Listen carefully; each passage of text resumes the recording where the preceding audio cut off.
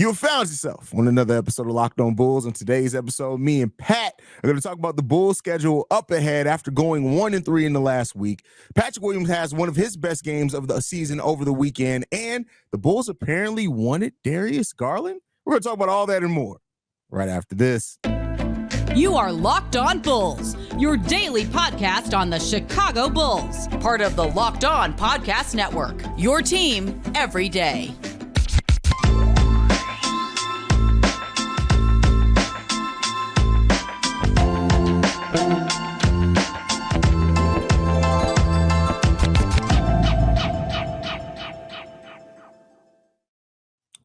Thank you for tuning in to Locked On Bulls, member of the Locked On Podcast Network, where it's your team every single day. That's Pat the Designer, host and creator of the Windy City Breeze and host of the Chicago Bears podcast over at ESPN 1000. I'm Haize, host and creator of Chicago Bulls and Chicago Bears Central YouTube pages and podcasts. And Pat, today's episode is brought to you by PrizePicks. The easiest and most exciting way to play daily fantasy sports. Go to PrizePicks.com/LockedOnNBA and use code all lowercase LockedOnNBA for first deposit match up to $100.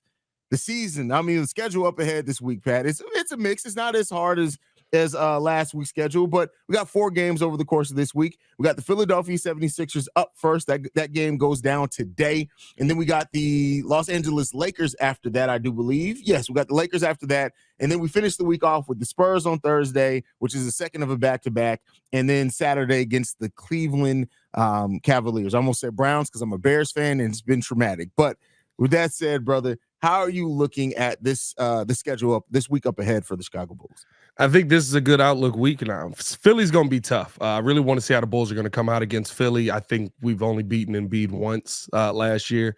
And so it'd be nice to be able to do that again, especially knowing going into this game, going to be without Alex Caruso, no Torrey Craig, or could possibly be without Caruso. You never know, right? They put questionable on Caruso. That could mean he's playing. That could mean his foot fell off. You never know. But doubtful for Torrey Craig as well. So 2 of those guys who are energy guys for the Bulls, what's that going to end up being moving forward? So tonight will be very interesting. But I think the rest of this week, right, you feel like you've got a team that can compete. Now, are you going to go out there and be able to get wins?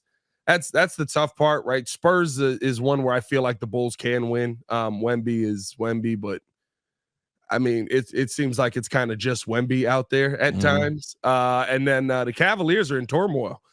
They have just as many injuries as the Cleveland Browns do, pretry much. Cleveland, right? It's in the water. It's in the water. It must be. You could set the lake on fire, from what I hear. So, I think that the outlook for this week to me is a very. I think we're at the same point again, right? Like we were last week. A very competitive week that can go either way because you don't know who's in or out of the lineup, but you hope to see growth out of the young guys. Yeah. Yeah. I look at it specifically like the question I have with Torrey Craig being listed as doubtful.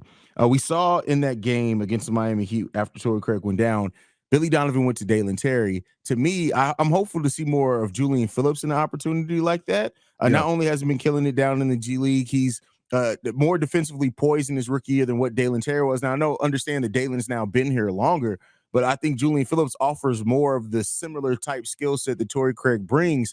So I would hope to get to see him a little bit more and maybe extended minutes if Torrey Craig does miss some extended time here. But overall, a lot easier schedule than last week. The Spurs being the second of a back-to-back could get a little difficult for the Bulls. We've seen the Bulls not really respond well on seconds of back-to-backs. And then the game against the Cavs. Listen, that Cavs team, like they're weird.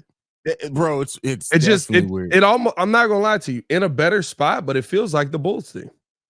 This is true. Like it really does. Like it just feels like the entire time Donovan Mitchell's like poising himself to be like, I don't know what they're doing here. I don't want to be here. Yeah. I agree with that. I think ultimately, like Donovan Mitchell, as much as they brought him in, he initially played really well for them that season after they brought him in. But I think the writing's on the wall too. That I think it's he's about to be up out of there one way or another. It feels like it. Yeah. By the way, anybody seen what Colin Sexton's been doing since he's been a starter? I'm just saying, just throwing it out there. Here you go. I'm back in on the prediction, baby. He said, I'm back in. I'm back in, baby. Hey, bro. Hey, Colin Sexton been averaging like 29 points a game since he started. That's crazy. I was like, I told y'all. That was crazy. I still remember. Well, they're the same player. I'm like, Pat, you tripping on that Hey, one, bro, but he listen, hasn't played well since he's been in there as a starter. Here's the thing that I want to ask you, Pat. With the Bulls going 1-3, I know we didn't get a chance to go live after the game on Saturday, but with the Bulls going 1-3 last week, did you take more positives than negative? Because I mean, most of those teams the Bulls should have been predicted to lose. How did you feel overall about the Bulls' play last week? I think do I take more positives than negatives from it? Yes. Okay. But it's not like it's like 70-30, right? I'd say it's like 55-50. And the reason I say that is because, okay, now we're seeing growth. We're seeing Coby White show a ton of growth. Love how he's been playing. DeMar DeRozan has kind of fit in where he can. Every now and then that old school DeMar pops out where it's just like, fourth quarter, Kyle Lowry's down here. I'm finna look good. Like, hold on, we didn't need that right now. We could have, gone to the open man that had the hot hand and knocked down 2 clutch shots in Coby White. But hey, that's fine. But what are you taking from this that makes you feel like, okay, this is a piece for the future. What do we add to it to actually make us a championship contending team or a playoff contending team? That's right? the first step is playoffs. Yeah, I mean, the first step is playoff for sure. That's not, but. Right, like you're locked into Vooch. Maybe you trade Vooch, maybe you don't. It is what it is. It still feels like Billy Donovan's, making a ton of coaching mistakes whenever there's a better coach. Like there's a bunch of things that to me, I look at and I say, we can pinpoint moments where, if you just throw Andre Drummond in there because you're getting destroyed on second chance buckets, maybe you're not in that position, right? Like I just, there are some times where I see certain things where it's like, this feels fun. But is this really the future? And I'm glad to see young guys developing. I love what we saw from P. Will in that Miami Heat game, and we'll talk about that. But like, does this feel like there's a future with this team? Or does this feel like we're just finally seeing a bunch of dudes be able to score the basketball? No, I think this feels like a future because we're seeing them actually play as a team rather than it be a bunch of players talented out there kind of just operating at the same time. This team is operating like a team. And I keep comparing it to like the start of the Luau Deng, Kurt Heinrich, Ben Gordon Bulls, like that era, because that was a team that played together. They won some games, right? They beat some teams. They played pretty tough, but you kind of understood the way that they were going to play night in and night out. And it seems like this team is starting to get to that. Now, what they get back on the Zach LaVine, we've heard win now pieces, depth, right? If they get some things back like that kind of fit in with what this team is trying to build or where it seems like they're trying to go, that's something you can build off of. Now, is it going to be, I think at that point, you're probably looking at contending always for like a play-in spot, unless like things, players hit another ceiling. Like Kobe's not just, I started off, I've been reluctant, but I always kept saying, Kobe's taking a step, he's taking a step. But if it keeps going like this, it's not just a step. He has taken officially elite. I think that's elite. If he keeps playing like this, he's an all-star this year. Yeah. And I think you're looking at another player being able to do that under this regime. But I think ultimately, like you're looking at building a team full of 20 at that point, because if we move on from Zach and we end up moving on from DeMar, which we got to talk about at some point, which is rumored, if that extension doesn't get there, you're probably then looking at a team that's the average age is going to be about 24, 25 years old. And that's a team that you start, if they're competing for a play-in spot and they haven't been together long, that's cool. That's a foundation. You're still waiting at that point to get that piece that ascends to superstar status to take them over the top. But that's at least something you can look at and say, all right, we're now building something here. And I love that. I just think that, right, the only one who's been consistent in this time is Kobe. Right? So we got one. Patrick's been consistent as far as not the same level of scoring, but the effort that he's giving consistent effort now, which is something we haven't been able to say for Patrick Williams for a while. All right. You're right. Okay. But like, defensively, I'd say he's been consistent. Offensively, he's kind of been the same dude. He'll pop off here, he'll disappear, have a 5-shot game the next game, right? Hey, P. Will, you deciding to shoot today? Oh yeah, I'm taking 10 shots. Oh, I'm knocking down 8 of them. Oh, that's nice. Appreciate that. I want to see somebody who I want to see the mindset be consistent on some of these guys. To me, Kobe's mindset is consistent. It's I'm coming out, I'm scoring. I'm going to try to be one of the main leaders of this team because now I get that opportunity.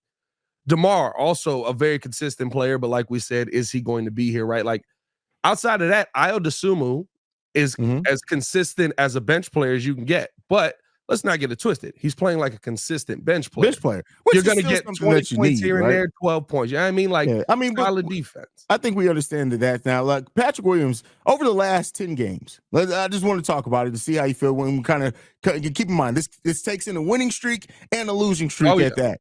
14.5 points per game, 5 rebounds, basically 2 assists, 1 steal, 1 block. He is averaging the same 10.5 shots per game that he's gotten, but the difference is hitting at a 53% clip and 46% from 3-point range over the last 10 games. That's solid. I'm not saying that Patrick Williams is taking a leap. What I want to see from Patrick Williams this season is the same way that Kobe laid the groundwork last season, to where you saw that the decision making, the playmaking, the passing, all the ball handling, all stood up, took a step up last year. The shooting was god awful, but now he's putting it all together because he built off that confidence from last year. If Patrick keeps this going around this same thing for the rest of the season, that's a platform. We still need to see him take that leap, but at least it's a much better groundwork than what he's laid in the previous years. Ain't them Middleton numbers though? Ain't them like he got like 3 20+ point games, 4 20+ point games, and then like. But that's not what he has. So let's go over the numbers of those last 10 games. 20 points, 8, 25, 9, 7, 15, 14, 12, 14, 20. Middleton. That's not Middleton. Middleton is 25, 8, 8, 8, 32. Patrick Williams has scored in double digits in all but 3 games, bro. It's better. It's better. It's better. All right. Like I said, he's made it onto the road of role player. Yeah. With that said, man, we're gonna be talking about Patrick Williams in this big game as the other Pat keeps throwing shade towards him. And no, I understand it. Before we get into that, I got to talk to you guys about PrizePicks. PrizePicks is the largest daily fantasy sports platform in North America. We're the easiest and most exciting way to play daily fantasy sports. It's just you against the numbers. Instead of battling thousands of other players, including pros and sharks, you pick more than or less than on 2 to 6 player stat projections and watch the winnings roll in. Testing my skills on PrizePicks this basketball season is the most exciting way to play daily fantasy sports. If you have the skills, you can turn $10 into $250 with just a few taps. PrizePicks is really simple to play. I can make my picks and submit my entry in less than 60 seconds. Plus, they have quick withdrawals, easy gameplay, and an enormous selection of players and stat types are what make PrizePicks the #1 daily fantasy sports app. So right now, you can go to prizepicks.com/LockedOnNBA and use code LockedOnNBA for a first deposit match up to $100. That's prizepicks.com/LockedOnNBA and use code LockedOnNBA for a first deposit match up to $100. All right, Pat, with that being said, my brother, P. Will against the Miami Heat. How'd you feel about that game, bro? I'm just going to throw it over to you, man. You've been one of the biggest critiques of Patrick Williams, but he really stepped up in the first half where Kobe had nothing going. Now, I think he ended up taking only 1 shot, like in the fourth quarter, something like that off the top of my head. But how'd you feel about the game that he had and kind of keeping the Bulls in that game as much as he could with giving that energy? Listen, he played well, man. He played well kind of in the position that he's in where I do understand it as well that P. Will is, he's still basically the 4th option on this team, pretty much, right? Like, he's not moving up the shot charts because Zach LaVine's not out there, which I think is probably the part that irritates me the most, but he balled out. Like, and to me, this is what I want to see in your limited opportunities, in your number 4, right? You're taking the 4th most shots on this team night in and night out. Are you being efficient? The one thing I can say about him is in his, 14 points or whatever it is, right? 25 in this game. When you see him go out there, he has been efficient with how he's getting those points. I just think for me, seeing the shots continuously be in the 14 range would be something where I'd love to see that. But at the end of the day, he came out and he was, I think he only missed 2 shots the whole day. So when you see a guy go out there and play like that and add in what he can do defensively, that's the player that we've all hoped for Patrick Williams to become. That's the player we all hope to see with P. Will, right? Like, I think that's the guy that was getting the Kawhi comparisons. Because remember, Kawhi Leonard would get like 28 points, and we'd be looking at the end of the day and be like, he got this on 14 shots. What the heck did he do? There's a lot of attack in the bucket, a lot of getting to the free throw line, a lot of just imposing your will on the guy that's standing across from you. Pause. I just think that if we All right, continuously Dwight. hey yo,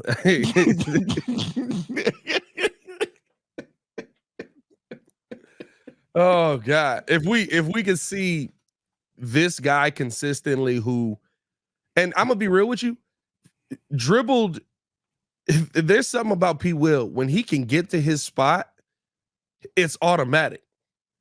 But there are just certain times where he can't get to his spot. Like he can't get to where he feels comfortable, where he's got that down low little float game now, that little push float that's finally starting to fall, by the way. That pull up midi, right? Like when he can get to those spots. You want Patrick Williams to have a down low game? Sometimes you got to be down low. When he can get to those spots, I feel like he is that automatic player. Maybe he needs to work with dribble too much again in the offseason because the first time didn't work really. I don't know. I don't know. The first time didn't work really. Shout out to Anthony Edwards on the first time not working. Oh God, it's tough out here. But yeah, no, P. Will played great, and y'all know how I am with P. Will. I love to see it. Do it again. Hey, that's what it comes down to. And like I said, I love the confidence that he's playing with. And Billy Donovan talked about it, of how like he talked to Patrick Williams and saying the thing that you can control is how aggressive you play. And I think that's great coaching from a coach that, hey, he's basically saying, I'm not finna be calling a lot of plays for you. So you know what you need to do? Go out there and be aggressive. We'll see how things come out from that.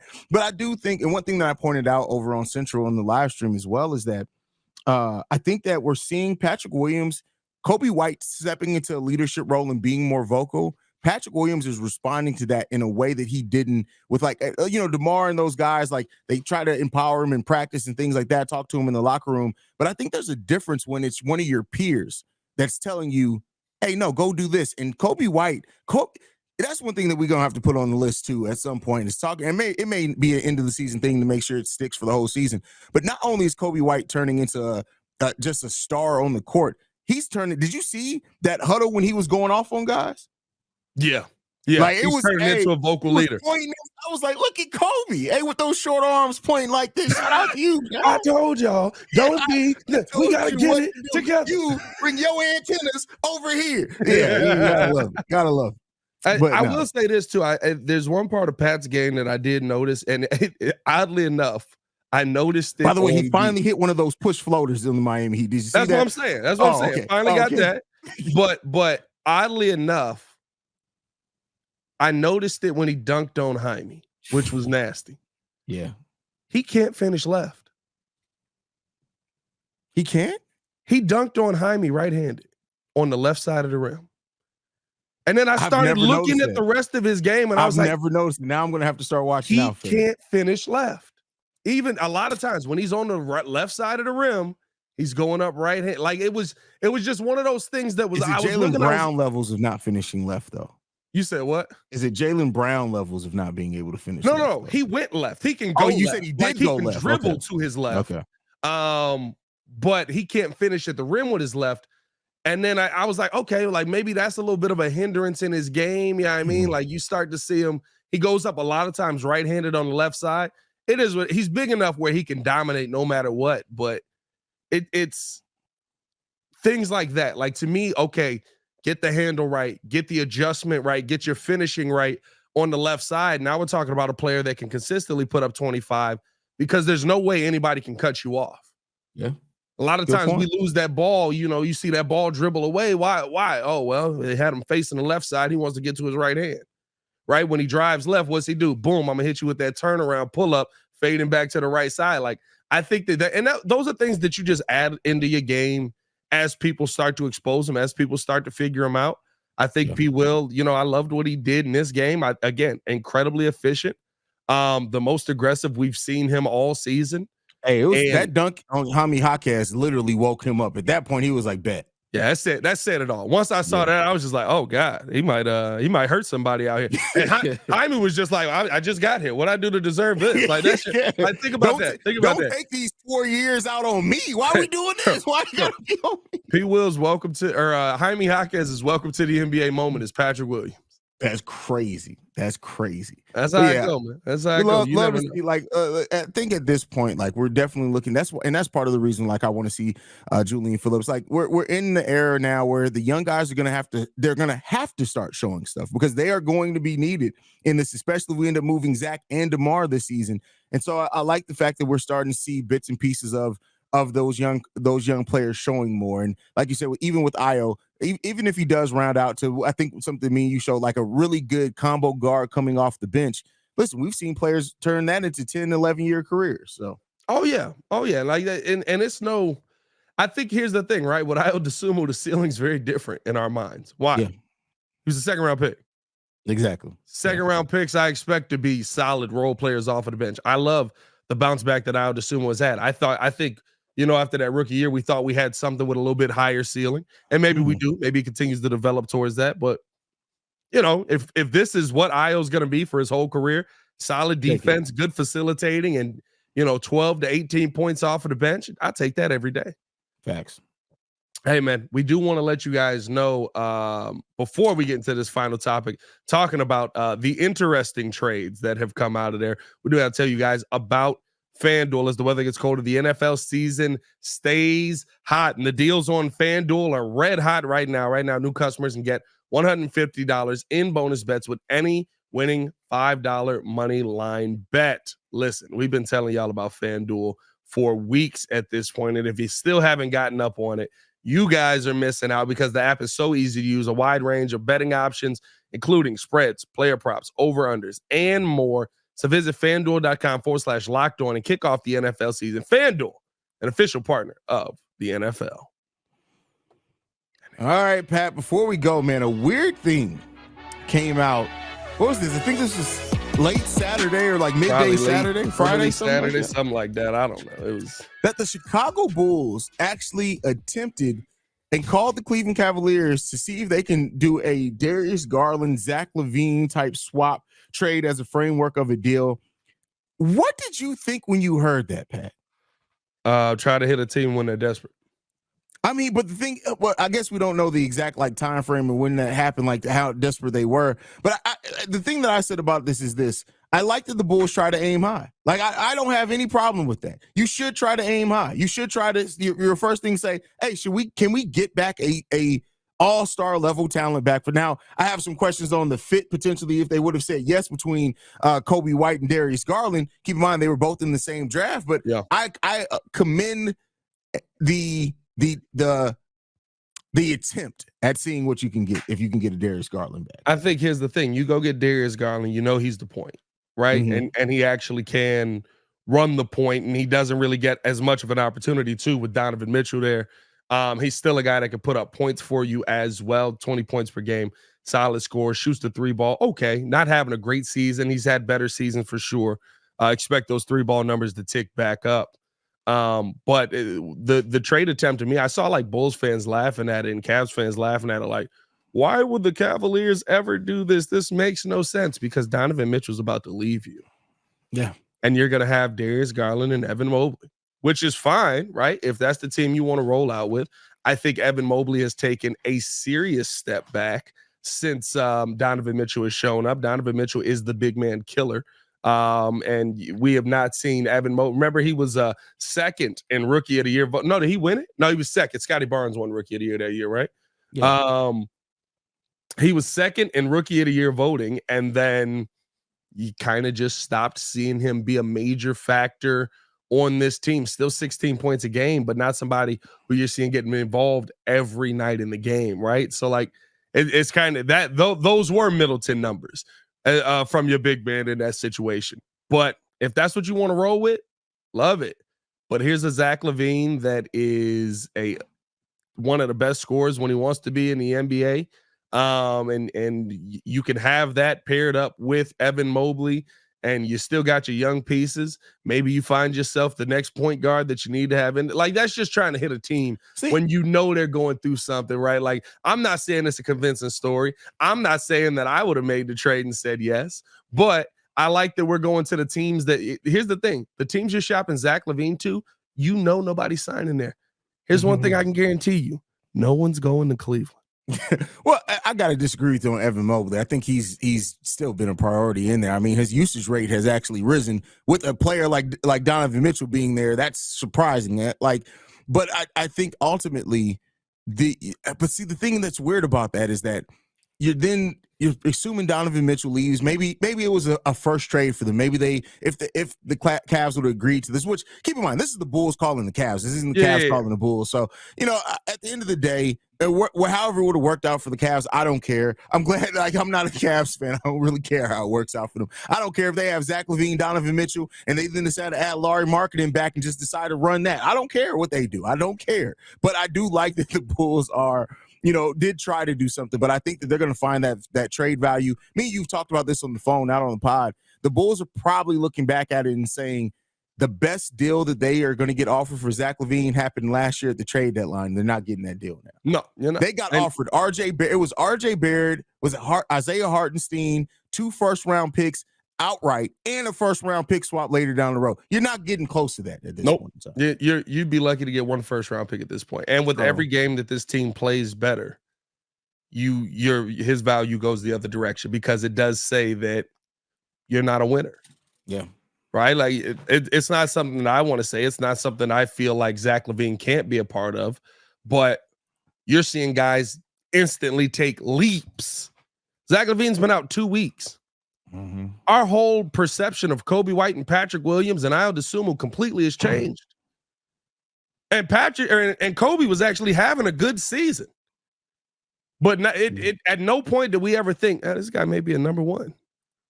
This guy actually may be a leader. This guy actually may be listen, we have seen what now? 6 years of Zach LaVine? 7 years of Zach LaVine, and we've seen Kobe White in the leadership role for 2 weeks. That's why I pointed that out, because the difference is Zach LaVine could lead you as far as in scoring. He led us in efficiency one year, but I never, I've been high on Zach. I never looked at Zach and said, that's your leader on the court. Nope. I can already see more of that in Kobe than what I've seen in Zach. Out a week and a half in. Kobe letting power go to his head immediately. Hey, listen, Kobe, they said, Kobe, we need you to be one of the leaders. Get y'all together. But remember, though, it was a week into the season, and Billy Donovan did say that Kobe's voice was already growing at that point in time. So I think it just continued to grow, and we're seeing a player blossom into a fully realized version of themselves. And like I said, he keeps this on for the full season. Hey, it's the biggest leap we've seen a player take in the Chicago Bulls uniform since Jimmy? That's Zach. I mean, Zach did take, I don't want to overlook Zach. Zach did take a leap of being able to just being looked at as a high flyer in Minnesota to come here to be a 3-level scorer. But it's different when it's a guy you drafted. See, I feel like nobody was watching Timberwolves games, so that makes sense. But Zach actually, before he left, was hooping. Yeah, that last season before he left, he was before he tore the ACL. Tore ACL. He was averaging 19 points per game basically over those 47 games. So I actually feel like that development had already started. Now it continued here. Yeah. But you're probably right. As somebody who just started with the Bulls and all their development was done here, probably since Jimmy. Yeah, because even Bobby, we can't say that about Bobby. He probably would have been the next closest, but he was starting to get to that point before we traded him away. He didn't agree to the extension, so we sent him away. I mean, you could say that's the thing though with Lauri. Lauri had that initial burst at the first 2 years. He looked like it was hey, Lauri about to be for real, and then it started going downhill from there. So I don't know. That's ugly, bro. I hate going down memory lane. Bro, I was bro, Lauri was 18-something points per game, bro. Yeah, what is 18 and 9, 18 and 11, something like that? Lauri just could not stay healthy with the Bulls, bro. Which, listen, I mean, I don't know. Jeff Tanaka's not here no more, but I still got some questions on this medical staff. Got a lot of questions, bro. We got a lot of dudes hurt all the time. But no, man, outside of that, I love what we're seeing out of I love the fact that they're aiming high and that they're going at teams that are probably going to be desperate because free agents aren't going to come there. And Zach LaVine might be the best you get. Yeah, that's how Cleveland got Donovan Mitchell. Yeah, Donovan Mitchell already starting. What did he say last week? He's like, I just don't know what we're doing here. Oh, that's the first part. Here we go. That's the groundwork to basically saying, hey, yeah, listen, What's the Magic Johnson thing? I ain't gonna be here. I ain't gonna be here. That's what he said. Hey, let's get a Zach LaVine, Donovan Mitchell trade going right now. Nah, bro, come on, bro. I'm good. Come on. Why do you want to stress my life out? Like, why do you like to do that? I don't even want Donovan Mitchell. Bro, I'm good on Donovan. I've been saying this for years. And now this season, now that he's starting again, I shall be proven true. Colin Sexton. Here we go. It's been 3 games. We'll check back in on that. We'll check back in on that. But all right, man. Hey, man, follow us on everything at Locked On Bulls. You can follow me on everything at Pat the Designer. Appreciate you guys for tuning in and showing love. 28, 27, 26. That's all I'm saying. You can follow me at CEO Haize. And thank you guys for tuning in to another episode of Locked On Bulls. We are free and available on every podcasting app and platform of your choice, as well as YouTube. For Pat the Designer, this has been Locked On Bulls. We out of here. Peace, y'all. Peace.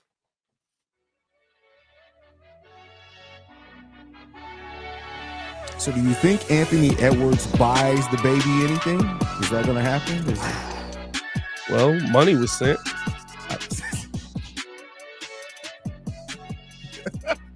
There's a darker joke I could have went with, but I'm going to leave it at that. And I know exactly where you were going to go with it. That's crazy.